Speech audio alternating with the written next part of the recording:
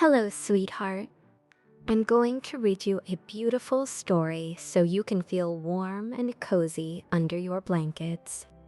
If you want, you can set your phone or tablet aside and let your imagination spark to life. The Gentle Acorn Fairy of Maple Hollow Woods. Deep within Maple Hollow Woods, where sunlight dripped down like warm syrup through the red and gold leaves, there flowed a tiny brook. It wasn't deep enough for fish, nor wide enough for boats, but it was the perfect size for one very important thing: the Acorn Ferry. The Acorn Ferry was a small, hollowed-out acorn cap that drifted slowly along the brook each day. Animals said the brook moved the ferry on its own, never too fast, never too slow, like it knew exactly how to rock a tired creature to sleep. One soft afternoon, a baby squirrel named Brilla scampered through the forest in search of a resting spot. Her fluffy tail trailed behind her like a little cloud. She wasn't tired, but she was that warm, cozy kind of sleepy that comes after a long morning of climbing trees and nibbling bark.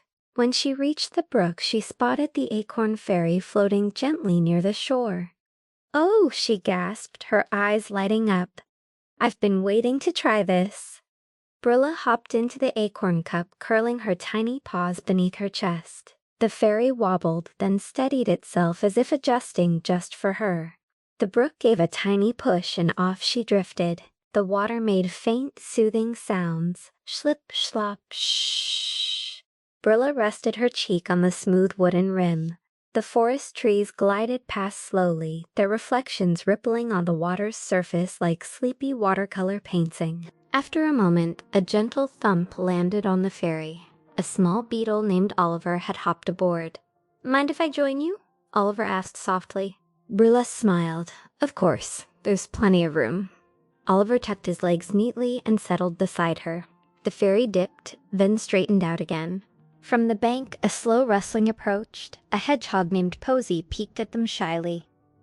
"Are you riding the ferry?" Posy whispered. "Yes," Brilla said. "Come if you want."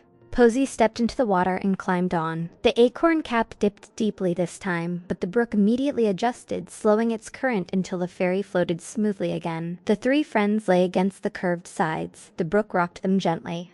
Shh, shh, shh. Sunlight flickered between leaves overhead. A dragonfly skimmed the surface of the water. A warm breeze flowed through the trees, making their branches sway like sleepy arms stretching. Oliver let his antennae droop. Posy curled into a ball, leaving only her face visible. Brilla's tail wrapped around her like a fluffy blanket. "Do you think the brook loves us?" Posy murmured. Brilla nodded softly. "It carries us like we're precious," Oliver whispered. "It's singing to us." Indeed, the brook's voice grew gentler, its ripples softer, its movements slower. The Acorn Ferry floated deeper into Maple Hollow Woods, passing mossy stones and patches of tiny wildflowers. Everything was quiet, warm, peaceful. Brilla's eyelids grew heavy. Posy's breathing slowed. Oliver rested his head against the smooth acorn wall. The ferry continued its sleepy journey, guided by the brook that always moved with perfect calm.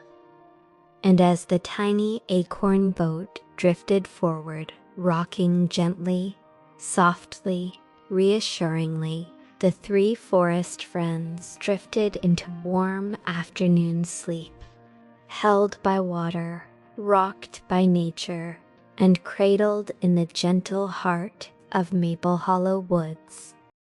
Good night, sweetheart.